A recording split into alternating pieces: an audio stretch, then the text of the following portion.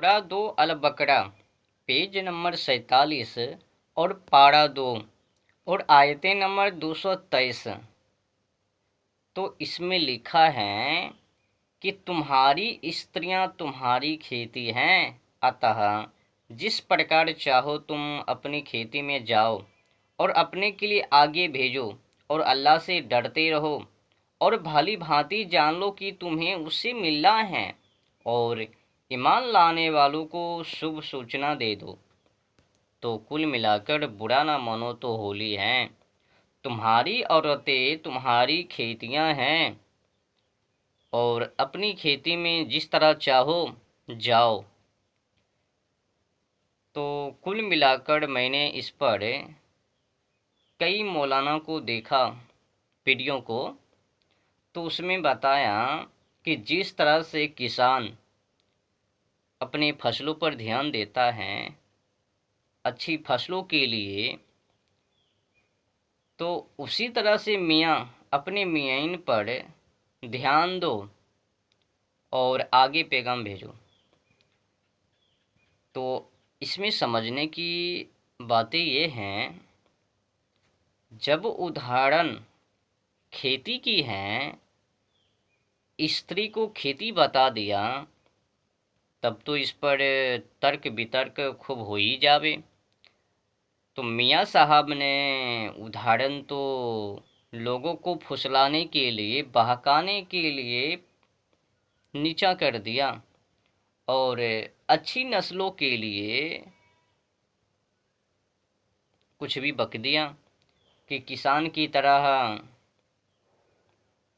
ध्यान दो अपने मियाइन पर। तो अर्थ एक ए अर्थ तो निकलता ही नहीं है। वाजिब अर्थ तो ये है,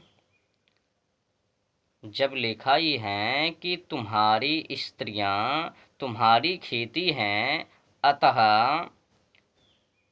अपने खेतों में जिस तरह चाहो जाओ। तो कुल मिलाकर इसका अर्थ यही है कि जिस तरह से किसान अच्छी फसलों के लिए, अधिक से अधिक पैदावार के लिए, यानी उपज के लिए कड़ी मेहनत करता है, संघर्ष करता है और खेतों से जंगल साफ सुथरा, दवाई इत्यादि इत्यादि सामग्री डालता है। अच्छा बताओ, किसान मेहनत क्यों करता है? अधिक ध्यान फसलों पर क्यों देता है? अधिक से अधिक उपज के लिए, दाना के लिए। ऐसा तो नहीं कि एक ही दाना होवे, मोटी मोटी लंबी लंबी सुंदर सुंदर दाना होवे, ऐसा तो नहीं है ना। तो ये जो आयतें हैं 223, तुम्हारी स्त्रियां तुम्हारी खेती हैं, अगर इस पर तर्क वितर्क किया जावे तो अर्थ यही निकलवे। पर मौलाना ने लोगों को बहकाने के लिए और अपने काम को बनाने के लिए, उनको तो अधिक से अधिक जनसंख्या चाहिए। पर स्त्री नाराज ना हो जावे, मियाइन नाराज ना हो जावे, तो उनको बीवी को फुसलाना भी है ना कि ऐसा वैसा बात नहीं है, तुम्हारी औरतें तुम्हारी खेतियां। ये जो लिखा है, अल्लाह ताला ने वो आसमानी किताब को पृथ्वी पर उतारा है ना, उसमें ऐसा वैसा कुछ भी नहीं है।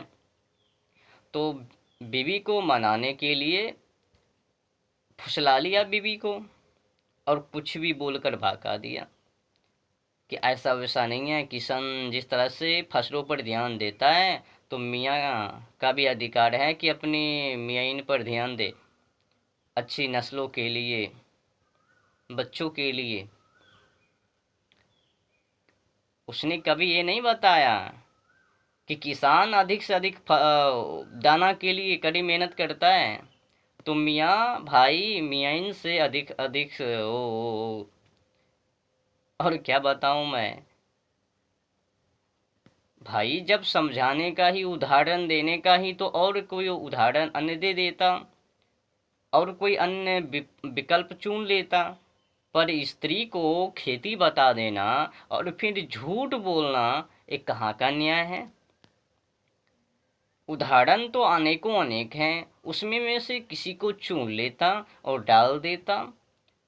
पर तुम्हारी औरतें तुम्हारी खेतियां हैं, ये तो पचता नहीं, हजम होता नहीं।